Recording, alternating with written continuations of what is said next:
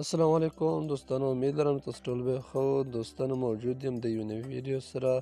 په دغه ویډیو کې به تاسو ته راوښیم چې د خپل تصویر نه به مکمل بیکګراوند څنګه ریموو کوو په ډېره اسانۍ سره. دوستانو ټایم مو نه ضایع کوم، ویډیو شروع کوو. د ویډیو شروع کېدو نه مخکې که زموږ چینل مو نه سبسکرایب کړی، چینل د سره سبسکرایب کو. که ویډیو په فیسبوک کې ګورو، پیج د سره لایک او فالو کو. زه د ویډیو په طرف دوستانو تاسو به سیمپل راسو پلی سټور ته. د سټور باندې کلیک واخلو سیمپل، او بیا بره تاسو ته سرچ ښکاري. په سرچ کې به ولیکو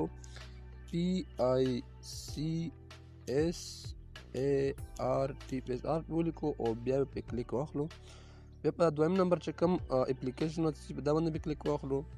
دا به تاسو انسټال کوم، الریډي انسټال کړی دی. او دا بیا سیمپلی اوپن کوو. اوس دا سیمپلی اوپن کوم، تاسو ته ګورو دا مو اوپن کړو.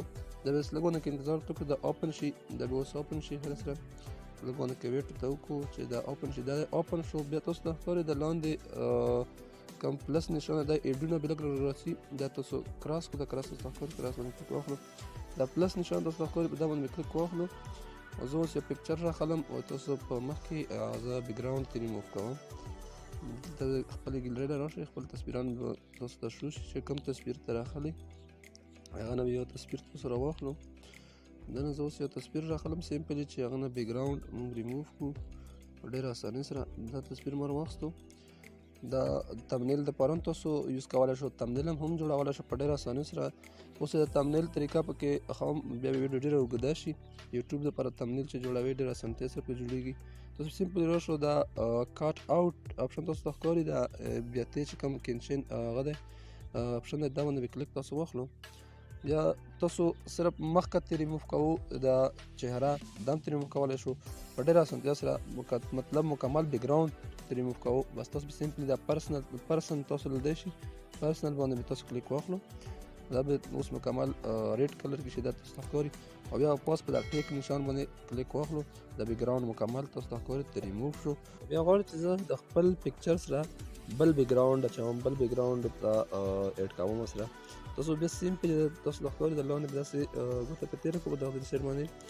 تاسو له به اوس راشي دا FIT تاسو ته ښکاري فیټ، دا باندې به کلیک واخلو. دا پکچر به لږ سیده کو چې لږ یخل دی شي.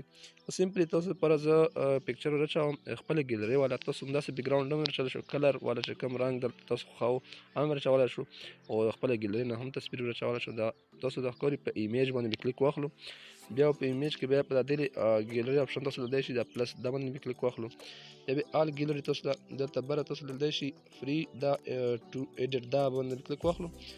بیا به لږ لاندې راکوشو، دا ریسنټ چې کوم لیکلی دا تا ګیلرۍ کوم تصویران دي دا باندې به کلیک واخلي. سیمپلی اوس بیا تاسو راکوشو، په دا کې خپل یو پکچر وګورو چې کوم پکچر تاسو بیکګراوند کې اوس راچوئ د تصویر سره، هغه پکچر به تاسو سلیکټ کړو. ما دا پکچر سلیکټ کړو صرف د تاسو د پوهې لپاره چې مطلب دغه ترتیب سره بیکګراوند ته اچولی شي. دغه اپلیکیشن کې په ډېره اسانتیا سره تاسو بیکګراوند ریموو کولی هم شو او بیکګراوند سره ایډ کولی هم شو بل یو بیکګراوند. بیا به سیمپلی تاسو ته ښکاري دا پاس ټیک نشان ته ښکاري چې بیا یې سیو کوئ خپلې ګیلرۍ په دا باندې به کلیک واخلي. دا سیو وشي. بیا د بره نه د لاندې د غشی چې درته دی شي د بره سر کې د لاندې چې سر دا باندې به کلیک واخلو. دا به سیمپلی اوس تاسو ګیلرۍ بس دا سیو شو دا پکچر. دا د نن ورځې ویډیو، که ویډیو مو خوښه شوي ویډیو سره لایک او د نورو ملګرو سره هم شریکه کړو. ملویږو په یوه بله ویډیو کې، تر هغه ټایم پورې د ځان ډېر خیال ساتو. د الله په امان.